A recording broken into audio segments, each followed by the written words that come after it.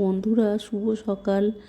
আজ আমি সকাল সকাল কিন্তু কাচতে বসে গেছি। এই যে দেখতে পাচ্ছ বন্ধুরা, এক গামলা জামা কাপড় নিয়ে আমি কাচতে বসে গেছি। আর এইদিকে আমার বরমশাইটাকে বললাম ওই গামলাটা উপরে দিয়ে এসো তো। আর বরমশাই এই যে এখানে গামলাটা রেখে দিয়েছে, আর আমি একে একে জামা কাপড় শুকিয়ে দিচ্ছি।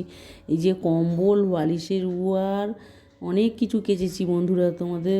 আমার বড়মশাইয়ের জামা কাপড়, আমার ছেলের জামা কাপড়, অনেক কিছু কেচেছি। আর দেখো বন্ধুরা, এখানে আমার গাছে কিন্তু জবা ফুল ফুটেছে মাত্র দুটো। শীতকাল পড়ে গেছে তো ওই জন্য জবা ফুল ফোটা কমে গেছে, নালে কিন্তু অনেক প্রায় 12-14টা এরও বেশি জবা ফুল ফুটতো। তো আবার আমি একে একে জামা কাপড় নিংড়ে নিয়ে শুকুর দিয়ে দিলাম। আর এই যে আমার বড়মশাইটা চা খাওয়ার জন্য পাগল হয়ে যাচ্ছে, নিজেই চা বসিয়ে দিয়েছে। চা বসিয়ে দিয়ে আবার চা ছাকাও হয়ে গেল।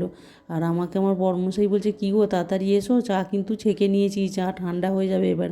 আমি বললাম ঘরে নিয়ে যাও, আমি যাচ্ছি বলেই আমি কিন্তু চা খাওয়ার আগে 1 বোতল করে রোজ জল খেয়ে নিই। এই যে আমি জলটা খেয়ে নিলাম। আর আমার বড়মশাই এদিকে বলছে চা ঠান্ডা হয়ে যাবে এসো। আমি বলছি হ্যাঁ, জলটা খেয়ে নিই, আমি যাচ্ছি বলে চা খাওয়া হয়ে গেল বন্ধুরা। এবার বড়মশাইকে বললাম তাড়াতাড়ি করে বাজারে চলে যাও, অনেক দেরি হয়ে গেছে। আর বলতে না বলতেই আমার বড়মশাই এই যে চলে এলো মাছ নিয়ে।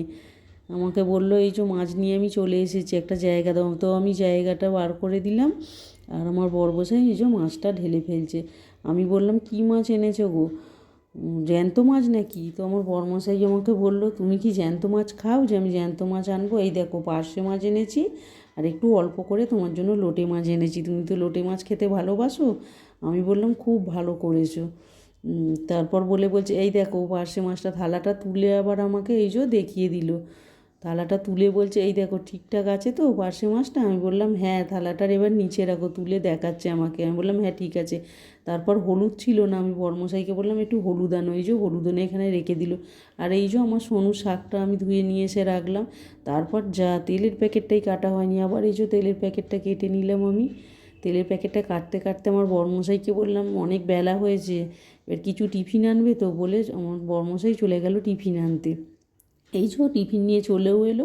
আমাকে বললো টিফিনটা ঢেলে নিয়ে তুমি খেয়ে নাও। তো বলে আমায় এনে দিল টিফিনটা। আমি ঢেলে ফেললাম টিফিনটা। আমি বললাম তুমি খাবে না? বলছো না, আমি টিফিন ওখানে বসে খেয়ে এসেছি। তো তারপরে এই যে এনেছিল পুরি আর ঘুগনি। আমি বলছি কী গো, ঘুগনিটা তো পুরো টপ টপ করে পড়ছে। বলে এই যে বললাম বড়মশাইকে এই দেখো ঘুগনিটা টপ টপ করে পড়ছে। আর এই যে পুরিটা বেশ ভালোই করেছে। তো বন্ধুরা, আজকের জন্য